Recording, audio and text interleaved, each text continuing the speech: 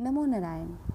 प्रिय विद्यार्थियों, मैं नीलम शास्त्री संस्कृत ऑनलाइन क्लास में आपका हार्दिक स्वागत करती हूँ। बच्चों, 7वीं कक्षा की पाठ्य पुस्तक का नाम है रिद्धि संस्कृतम पाठ्य पुस्तकम।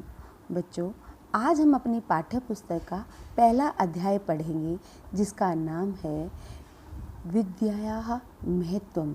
विद्यायाः महत्वम, विद्या का महत्व, कि शिक्षा का हमारे जीवन में क्या महत्व है। बच्चों, आदिकाल से ही हमारी भारतीय संस्कृति में शिक्षा का बहुत महत्व रहा है। समय समय पर हमारे ऋषियों और हमारे शिक्षाविदों ने बहुत सारे शिक्षा के ऊपर श्लोक लिखे हैं। उनमें से कुछ श्लोक इस अध्याय में संकलित किए गए हैं। मुझे विश्वास है कि आपको इन श्लोकों के माध्यम से शिक्षा के महत्व को समझने में आसानी होगी और आप अपनी जीवन शैली में भी इन्हें प्रयोग में ला सकेंगे। तो चलिए पहला श्लोक आरंभ करते हैं।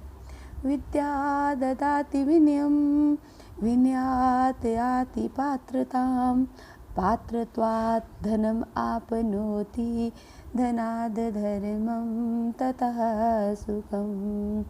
विद्या ददाति विनयम, विनयाद् याति पात्रतां, पात्रत्वात् धनम आपनोति, धनाद् धर्मं ततः सुखम्।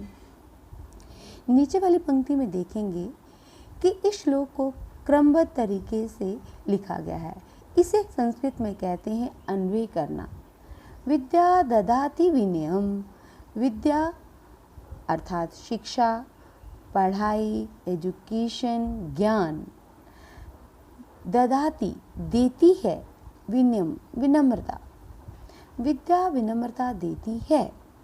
विनयात् याति पात्रताम, विनयात् विनम्रता से, विनयात् देखो पंचमी विभक्ति लगी है, विनय शब्द को आत लगा अर्थात पंचमी विभक्ति जिसका कारक चिन्ह है से। विनम्रता से पात्रताम योग्यता याति आती है।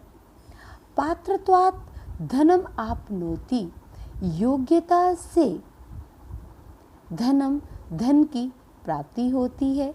धनात् धर्मम, धन से धर्म, तथा सुखम प्राप्नोति, उसके बाद सुख की प्राप्ति होती है। बच्चों, यदि हम लोगों के पास ज्ञान होगा तो हम किसी भी कार्य करने में सक्षम हो जाएंगे। तो इसलिए कहा गया है विद्या से हमारे अंदर विनम्रता आती है। जब हम विनम्र हो जाते हैं तो हमारे अंदर किसी भी कार्य को करने की योग्यता आ जाती है, और जब हम उस कार्य को करने में योग्य हो जाते हैं तब हम किसी रोजगार में लग जाते हैं, उससे हमें धन की प्राप्ति होती है। और जब हमारे पास धन होता है तो हम धार्मिक कार्य भी करते हैं। धार्मिक कार्य से हमारा यहाँ पर तात्पर्य यही है कि हम दूसरों की सहायता करते हैं, ज़रूरतमंदों को खाना खिलाते हैं, भूखे को खाना देना, प्यासे को पानी देना, किसी के पास कपड़े नहीं हैं तो उसको कपड़े देना। और जब हम किसी की सहायता करते हैं, असली सुख की अनुभूति हमें उसी समय होती है, जब तभी हमें सुख जो है वो प्राप्त होता है।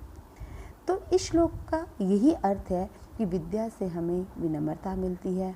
जब हम विनम्र हो जाते हैं तो हमारे अंदर योग्यता आ जाती है, और जब हम योग्य हो जाते हैं तो हमारे पास धन आता है, धन की प्राप्ति होती है, और धन होगा तो हम धार्मिक कार्य करेंगे।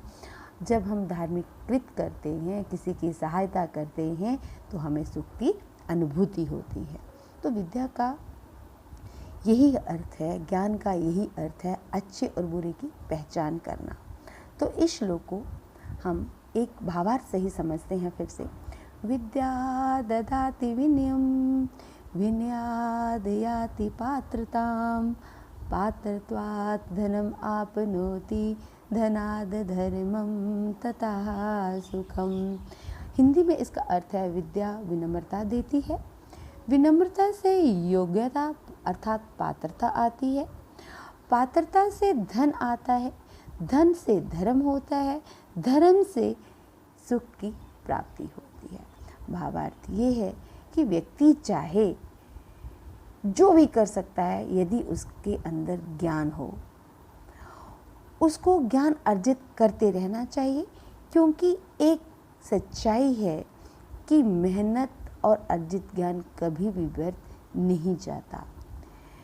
इस श्लोक का भावार्थ यही है कि विद्या यानी ज्ञान से क्या प्राप्त होता है। कहते हैं कि जीवन में अगर कुछ भी प्राप्त करना हो तो विद्या सबसे पहला कदम होता है।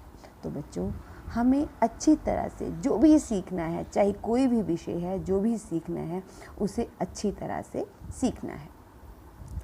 दूसरा श्लोक है, देखेंगे, नाचोर हार्यम नाच राजहार्यम नाम भ्रातृभाज्यम नाच भारकारी वे कृते वर्धते एव नित्यम विद्याधनम सर्वधनम प्रधानम। कहते हैं, न चोर हार्यम नाच राजहार्यम, न चोर हार्यम नाच राजहार्यम ना भ्रातृभाज्यम नाच भारकारी वे कृते वर्धते एव नित्यम विद्याधनम सर्वधनम प्रधानम। विद्या रूपी धन बहुत ही महत्वपूर्ण है। विद्या रूपी धन सभी धनों में प्रधान है। अब देखिए, हम इसका मीनिंग देखते हैं।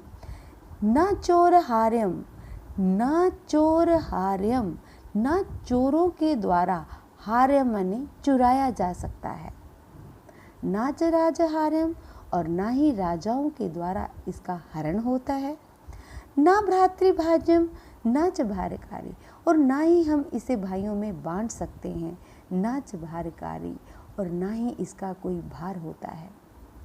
व्यय कृते वर्धते, खर्च करने पर, व्यय माने खर्च, कृते माने करने पर, वर्धते बढ़ता है, एव माने ही, नित्य माने हर रोज, खर्च करने पर ये हर रोज बढ़ता है। विद्या धनम सर्वधनम प्रधानम, विद्या रूपी धन सभी धनों में प्रधान है।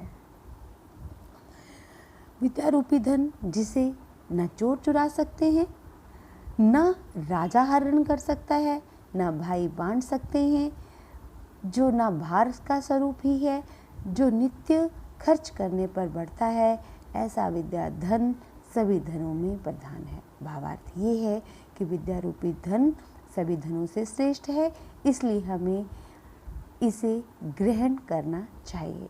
बच्चों, जैसा कि आप देखते हो कि अगर आपके अंदर कोई ज्ञान है तो क्या उसको कोई चोर चुरा सकते हैं? नहीं। राजा राज्य को चोरी कर सकता है, कोई भी बाहर के लोग जो हैं वो हमारे राज्य पर आक्रमण करें, हमारे राज्य को ले सकता है, लेकिन हमारे ज्ञान को कोई नहीं ले सकता। हमारे अंदर जो ज्ञान है, हमारी बाकी वस्तुएं तो हमारे दूसरे भाई बंधुओं में बांट दी जाती हैं, लेकिन हमारा ज्ञान जो है वो हमारे पास ही रहेगा। नाच भारकारी, और ना ही इसका कोई भार होता है, विद्या का ना कोई भार होता है। अब हमने फर्स्ट क्लास से लेकर के अब तक कितना कुछ सीख लिया है, क्या हमें बोझ लगता है? नहीं, हमें इसका कोई भी बोझ नहीं लगता।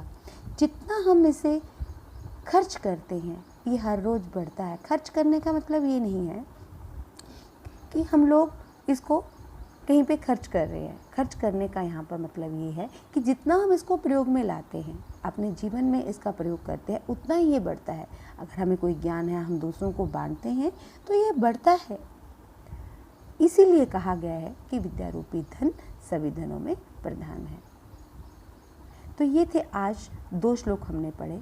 आगे फिर हम अगले 2 श्लोक पढ़ेंगे। पहले हम इनकी पुनरावृत्ति करेंगे और फिर अगले 2 श्लोक हम जो हैं वो अगले कालांश में पढ़ेंगे। धन्यवाद।